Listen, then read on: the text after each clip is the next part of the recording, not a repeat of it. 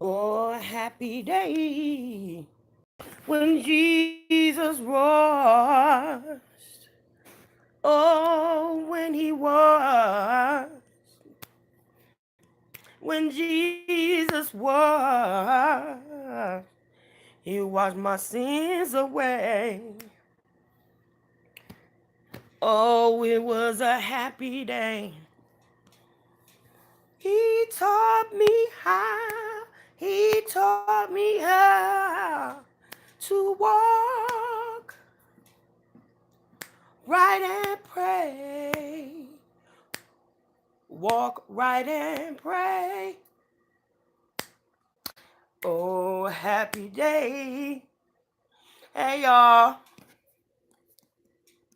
What's going on, good people? It's been a while since I've been on. I've been kind of like trying to stay out the way. All this Facebook, I'm sorry, this YouTube drama, turn your girl off. You know what I'm saying? So I've been trying to steer clear of the mess. Seriously. Trying to make sure I don't get my brand caught up with no foolery. Because that ain't she. But guess what, y'all? God is so good. So, um, it's been in the news the last 24 hours about a young man, two young men, a young man named Kendrick Scott, and another young man named Justly Johnson, who were wrongfully convicted 20 years ago for a crime that they did not commit. 20 years, y'all. Now, what happened was there was a white lady, and what color has nothing to do with it, um, from my perspective. But, when you're dealing with certain things, it is an issue. So there was a white lady that was sitting in her van on the east side of Detroit, where I live, and she was sitting on the corner waiting for her husband to come out of his mom's house. So she had her children in the car, a newborn baby and her son. And somebody came up to the car and shot through the window and killed her instantly, okay? Um, because they were pressured to settle this quickly, it's the DPS got two people to say that, okay, these two young men were the ones that did it, all of this, regardless to the fact that her son that was in the back seat of the car saw pictures of these guys and saw these two guys and said they were not the ones that pulled the trigger. He said this little boy said it, regardless to the fact they had no other evidence, and regardless to the fact that the two people that they had as witnesses recanted their statements, they still sent these two young men upstate for a crime they didn't commit, and there they sat for over 20 years. Well, one of them was my cousin, Kendrick Scott. So on there's a group called the Innocence Project here in at Wayne State, and they heard about Kendrick's case about, I want to say, about 5 years ago. My auntie was telling me about it. My auntie was on the news and they talked about her. My auntie's 75 years old. She's been sick. Do you hear me, baby? Do you hear me, brown sugar? That part. So my auntie had been in constant communication with the Innocence Project. When these people heard Kendra's case, they start working on it hard and heavy. Do you know that he was supposed to be granted a retrial years ago? Never got the retrial. Never got any of that. So what finally happened with the Innocence Project on the case, because these are a group of lawyers, law students, all of this. So like them legal analysts, everything. So they were on the case and they went through and they went back and they talked to these people. They even interviewed the son, and the son is an adult now. And he even said, I told them that those two guys were not the ones that killed my mother. I saw the person that shot my mom, and it wasn't them. He described them and everything. So one neither one of them were in the area, but because both of them had run-ins with the law. Matter of fact, I don't even think they knew each other at the time before they became co-defendants. So um because Kendrick had run in with the law before, oh, here's one, we're gonna put it on him. And because he was a little um not, I won't say developmentally delayed, but he was a little slow at learning. You know what I'm saying? So he didn't really get the gist of it, and they talked to him without a lawyer present or anything. His parents couldn't afford a lawyer. His mom, single mom, couldn't afford a lawyer. So they get the court appointed attorneys, and all they're interested in is doing their cycle.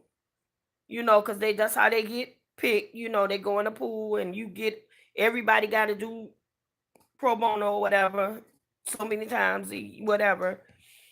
So they interested in getting this case over with because I'm not getting paid for it anyway. So they all plea bargain. Oh, he's guilty. Or do you need to admit it? Or blah blah blah blah. But they're not really fighting you because they're not trying to put that kind of manpower into you. Okay. So um after all this time, it was finally granted a new trial. The new trial was set to begin on next week, y'all. How about when lawyers, the prosecutor, and the Innocence Project got behind closed doors on yesterday? The prosecutor said, no more. Let him go. We're not even going to pursue it anymore. We're going to overturn the conviction and let these men go. There was not subsequent evidence to put them to trial in the first place. And they let my cousin walk out yesterday, y'all, a free man. After 20 some years, he is in his 40s now. After 20 something years, all of his adult life locked up, this man is finally a free man. After all this time, you can't tell me God ain't good. God won't work it out.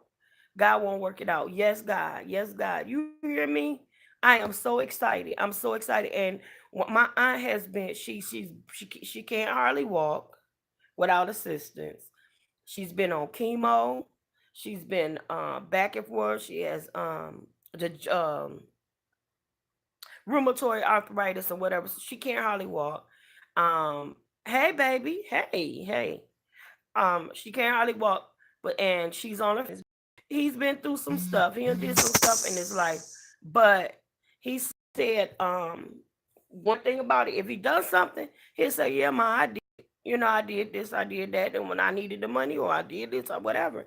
He said, but from the beginning, he proclaimed that I had nothing to do with this. I don't even know that lady. I wasn't even in that part of town.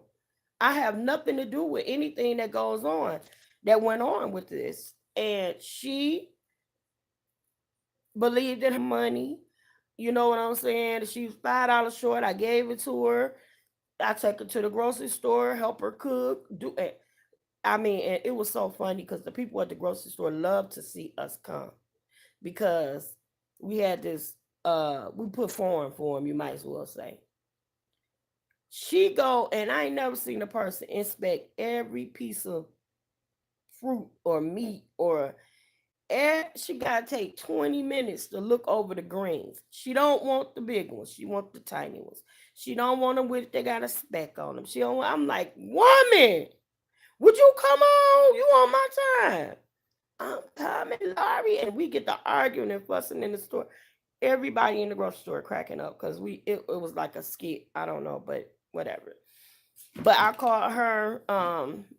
Not my auntie is so overjoyed to have her son finally sitting at home in the living room, and she can hug him without having to talk to him through a glass or through a glass on the phone or over the phone. He's sitting right there with her, and she said, "Girl, he fixed me breakfast this morning. He needed a little help cooking, but it was good though." But I guess, you ain't cooked in 20 some years. You can kind of forget what to use.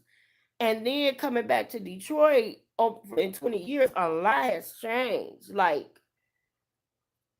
20 years ago, there was not this blight wasn't around like this. Like there wasn't a bunch of abandoned houses and businesses that have closed down. And it's almost like if you hadn't been here all the time, you couldn't remember where you're going. You know what I'm saying? Because some new developments have gone up, but a lot of stuff has changed. And so you could just about imagine that things have changed in time. Like you remember in that I'm gonna get you sucker when what's his name, Huggy Bear, I can't think his name in the movie, but when he came home and he came in thinking that he was back in the 70s with his little pimp clothes and his little shoes with the fish aquarium at the bottom. So I'm glad somebody took some clothes to my cousin because he didn't have to come out with the same clothes he had 20 years ago in that prison jumpsuit. He did have some clothes, but that was a good thing. I'm just so excited. My auntie she's so giddy. 75 years old, and she said when the news interviewed her, she said, I kept trying to live to see this day. I kept trying to live. I held on to see this day. I pray that she live a little longer, you know, and maybe this heaviness will help her, you know, especially when you know your child is innocent. You know what I'm saying? And it's not just a thing of denial. So I'm just really, really excited, y'all. I'm so happy for her. I'm so happy for her. Oh my God. So I'm about to get ready in a minute and go down there. I don't know how he feels about being on live. I had to explain it to him. So if he does agree to come on live, I'm gonna come back so y'all can say hi to him. Please be nice to him. Call somebody, invite somebody. Go read about the story. If you look on any of the news outlets in Detroit, Fox 2, Detroit, click on for Detroit or Channel 7 WXYZ Detroit, you'll see the story about the two young men. Get up, girl. Spread the news about it, y'all. Do a commentary about it. Put it out there. Put it out there. Put it out there because it's important for people to stop that stigma that everybody behind those prison walls are bad people. Put it out there to break up the stigma that everybody that say they are innocent are not guilty. There are some innocent people locked up, y'all, and if we don't have a voice. Also, um, send an email to the Innocence Project. Tell them thank you because even though you are afar, that you have a emotional investment in this thing. Send them an email and tell them thank you for us. On behalf of Justly Johnson, who is his co defendant, and my cousin Kendrick Scott. I called my ex-husband, who is his first cousin by blood. That was his Kendrick's dad and my ex-husband's mom were sister and brother. So I called him this morning and broke the news to him, and he is overjoyed. But it's a shame to say that I'm closer to his family than he is, but that happens. Um, that's just the kind of person I am, y'all. When I'm in the family, when I love you, and that's just that. So, and y'all pray for me, please. Keep me in your prayers. I'm going through a lot personally. Um, I am going to be moving out of my home. I've been in my house for over 20 years, but I got a lot going on. I'm gonna show you one thing that's going on right here. I'm being transparent, but I want y'all to pray for me. This is one of the situations. Look, y'all see that? That's because my roof is leaking. My roof has a is leaking really really bad. You guys, that the ceiling is starting up, and it's not just in this room. It's all over. It's like my sons had to stop sleeping in his room, y'all, because the ceiling was actually like falling while he was asleep. So I stopped him from sleeping in there. um up in the second floor. It's just doing that all through the house. I don't know how the water travels through like that, but if you know that there's moisture like that, that's enough to break the ceilings down, that there's got to be mold and everything else. So um I'm on a fixed income. I can't really do it like that. You know what I'm saying? I can't just up and do what I want to do. Um, a lot of repairs that need to be done, but it's best at my best interest, and my children's best interest that I just have to walk away from my house. It hurts because I worked all my life to take care of my kids. After my divorce from their father, he no support from him, all that. Yeah, we've been through the child support thing, and if he would pay me, we could afford something better, but he don't. So, but whatever. But and the kids are grown now, his kids. But I have a 9-year-old son that I adopted. This is not something I want him. My kids have never had to go through this, so it's just time to let go. It hurts. You know, my dad helped me to get this house. My father, my mom, and my brother, all my family have passed on. I'm not attached sentimentally, but I gotta go. You know, so here in Michigan, you know, to get something decent to live in, to be perfectly honest, it'll take my whole income, my whole monthly income just to get something mediocre. You know, and that's just the rent. You get still got to come up with the first month rent, a security deposit, and the last month rent. So you talking like $2 or $3,000 almost just to move in. When I don't even get that much per month. You know what I'm saying? My daughter has a little job, but she don't even make but minimum wage, so it's not enough. You know, so she has some job opportunities in North Carolina. We've been online looking for um, places to stay on in North Carolina. The rent is a lot cheaper. Like, oh my God, it's a third less of what they're asking for here. Um, and I would be able to handle it on my own once I got there. You know what I'm saying? I'll be able to maintain. I wouldn't have to be like this. And then the other thing is, if it's somebody else's property, it's somebody else's responsibility to fix and to keep saying, just trust God with me that everything will work itself out.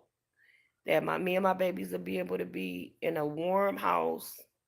Because right now the furnace is out, and look, we're using like little space heaters and stuff like that to keep warm. See that?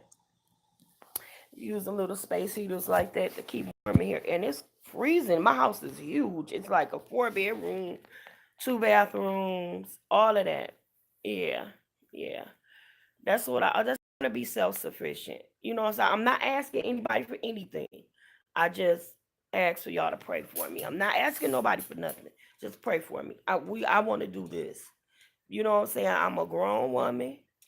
Um 52 years old. I've always paid my way. You know what I'm saying? I've always worked.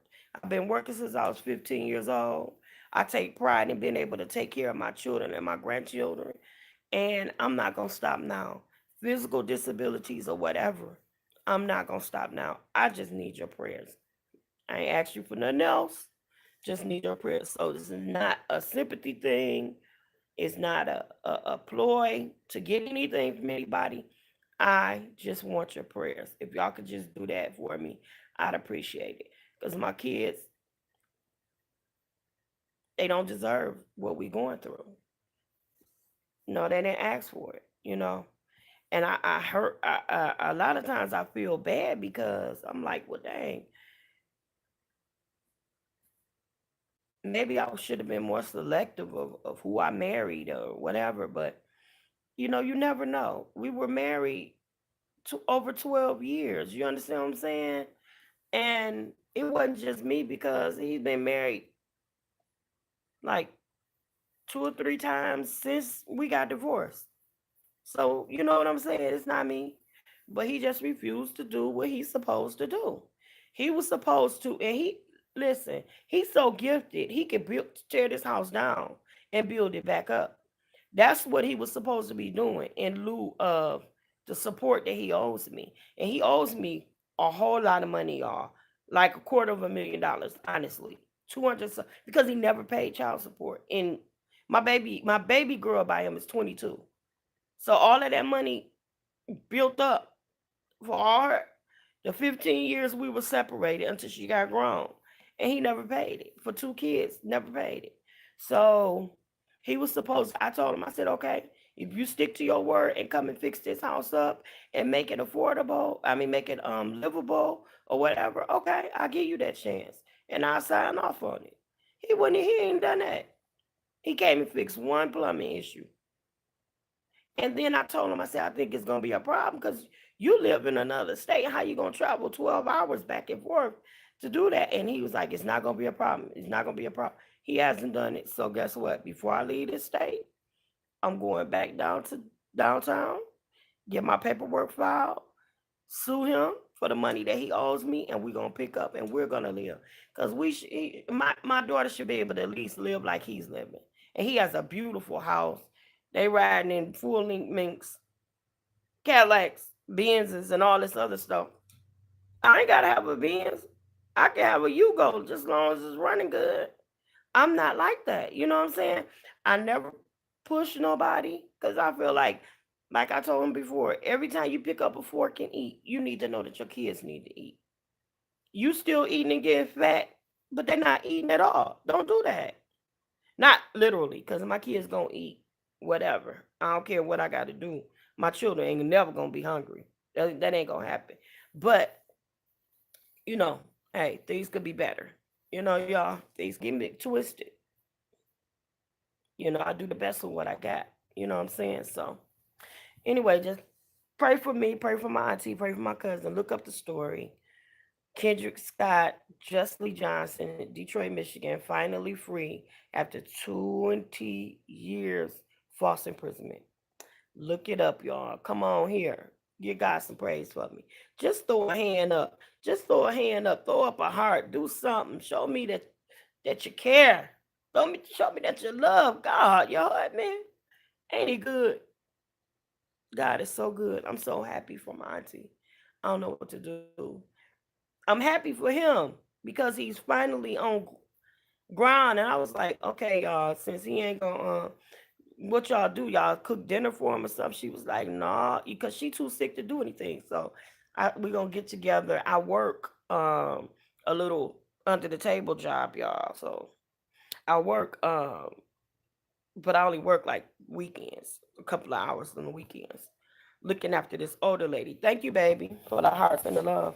Um, so we gonna go Monday, probably tribulation, and get something to cook him a hot meal, a good homemade meal or whatever. Cause he ain't had home cooking. He been eating prison food for 20 some years. So we're gonna cook a good meal for him and welcome him home right in time for Christmas, girl. Home for the holidays. Ain't God good? So if he allows me to go on social media to talk to him in front of y'all, I'm gonna do that so y'all can say hello and you can say that you actually got a chance to see and ask questions to the individual that had been falsely in prison all this time. I'm just so happy for them, man. You just don't understand. I know how I feel from being able to see my family after at a family reunion after just a few years, but 20 years not being able to sit in my mama lay in her bed. You know what I'm saying? All that kind of thing. And I'm glad he got to do it before my auntie passed away or anything, because she's really sickly. So keep them in prayer. Look up the story, read it, and like I said, send your support. Tell the um Innocence Project, good job. Just shoot them a quick email. Great job. We heard about it. Um, just whatever. That's I appreciate it. Anything. Thanks for your support. Thanks for your prayers. And the only let me say y'all the only reason why and I know my hands are so ashy. The only reason why 20 years is a very very long time. Yep. Right, and he has a cell phone now, and he's still in there. They had to write the number down. He's trying to learn the phone number right now. Then my best friend's taking her mom home, and she lives in the same complex as my auntie, so I'm gonna go down there and surprise him. But listen to this part. The only reason why I showed you all like my ceiling and the heater and stuff like that, guys, listen. Sometimes there are people that need help. You know what I'm saying? They need a helping hand. Everybody is not scamming y'all.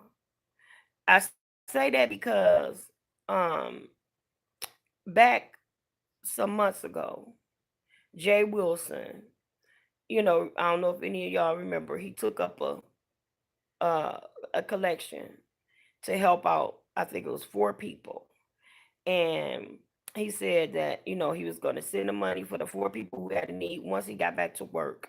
He said, "I'm going to do this to help other people because y'all help to go ahead and to do this." Okay, I was one of the people that he helped. Okay, I was one of the people that he helped at the time because the water has a leak, and I still have a lot of other leaks, y'all. Hey, baby. Hey, I still have a couple of other leaks. Um, but the one leak that was in the basement, the water didn't shut off at all. That's how the bathroom water in the bathroom right now. But it needed a shut off valve or something put on it, something very simple. But because the water kept running, running, running, running, running, it caused the bill to get way crazy high. So they shut it off. And so I was embarrassed because it wasn't time where I could call my mom, my dad, my brother, loan the money for a couple of days, get it back to them or something like that. We help each other out, but everybody's gone, and it's just me now. Um, so I was embarrassed to say anything, but I knew my kids couldn't be in the house like that. So when that came up, it came up at the perfect time. So I broke my pride and I asked them within it wasn't even 24 hours. Soon as he sent that money, I went and did what I had to do, paid that money, and got that water right back on. They came right out and turned the water right back on. So it had been, I think it was 2 or 3 days we were without water. So I went and bought a bunch of bottled water and big gallons of water and stuff like that. And that was hard because you know what I'm saying. You don't literally miss your well till they run dry. You hear me? Literally. So when when he did that, he actually did do it, and it went to a good cause. I did exactly what I asked for and that's what happened. So when you know sometimes I see all of this drama about y'all doing this for that. People, what he do with the money? He went and did this and that. I can't get caught up in all of that. I know that I did what I was supposed to do, and a few other people did the same. And all you can do is when it's the same as when you pay your tithes and offerings. When you release that money, you can only trust that people are going to do what they said that they have to do with it. That's it. You from my hand to yours. Once you give it, it ain't yours no more. You gave it for the purpose you gave it. Trust that it's gonna be done. And I said that before. I'm not asking nobody for nothing but prayer. That's all I need. But I really need prayer. I really need y'all to touch and agree that God will make my situation better. I don't deserve it. My kids don't deserve it, most of all. You know what I'm saying? I've been a hard worker all my life. It wasn't until I got ill And then I am permanently disabled. I still try to make my hustle. But listen, that little money that I get once a month ain't nothing compared. It's like that was one it's that's like less than one paycheck. It's like half of one paycheck. And I was living off four times that much a month. You know what I'm saying? That wasn't enough.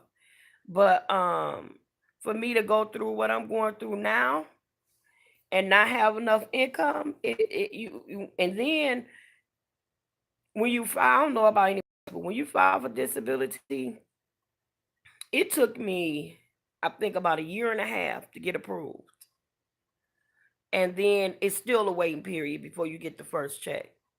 So it's like, imagine all of that, all of those bills over time compiling on top of each other. And so when you come to a decision, you got to be like, you always spinning your wheels, penny in a big old 5 gallon bucket. It's not doing nothing. It got too much room to move around, and there ain't nothing you can do with it. So it's like all of those bills, the taxes, the property taxes behind. You try to get help from this one, you can't get it because you got that, or you can't do it because of this and this and this. It's just so much red tape that you go through that you get exhausted and you want to give up. So, once you get your little money, you pay the most of. We don't have cable. We don't have all those amenities. We don't have that because I can't afford to do that. We got to pay take care of the essentials. Pay the light and gas bill. Pay this, pay that. What we can, you know what I'm saying? And this, and keep from A to B, and try to keep it on, do it again. We got more month than money, and that's just how it goes. So at least if we move to another state that takes better care of their people than the state of Michigan is doing, because our governor ain't doing jack.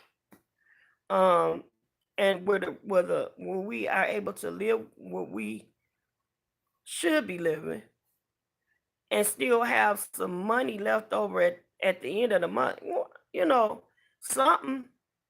You shouldn't have to tell your kids no about everything. No, we can't go to McDonald's. No, we can't go to the movies. No, we can't do this. No, we can't do that. We can't do nothing free because we ain't got the gas or the transportation to do it. So it's heartbreaking. I'm ready for it to get better. So in order to get better, I'm gonna have to leave what's familiar and my home that I've been in for over 20 years. I gotta go.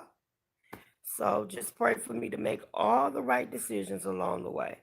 That's what I need God to direct me, to go before me in every decision that I make, every penny that I spend. I need to be wise with it, be a good steward with it, so I can have the best outcome, and me and my children can live our best life for as long as God got me on this earth. That's all I need from y'all is prayer for that. Okay? Can I get a thumbs up? If you're gonna pray for me or prayer hands or something, just pray for me and pray for other people that's going through. It's a lot of people going through. It's a lot of people going through.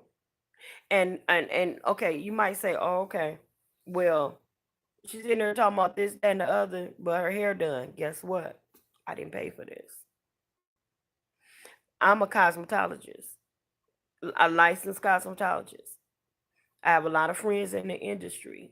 We do favors for each other. We go back and forth. Okay. If she need her hair cut, it might she do my hair. And this is hair she had. So she do my hair, but I might have something she need. We barter, in other words. And that's how I got my hair done. Like I do her kids' hair and cut this one hair and do that one too and blah blah blah, and she'll braid mine. Or I go and help her clean up, help her cook, and she'll do stuff like that. That's how I got my hair done. We bartered. So for Thanksgiving, um, I went and helped her with her food and stuff for Thanksgiving, and she braided hair for me, and that's how we did it. So that's how I got my hair done. So there, I can do my own lashes, my own brows, my own everything else. I know how to do all that. So ain't worried about that. And I don't even really wear lashes much no more. I put mascara on and they make them stretch them on out some.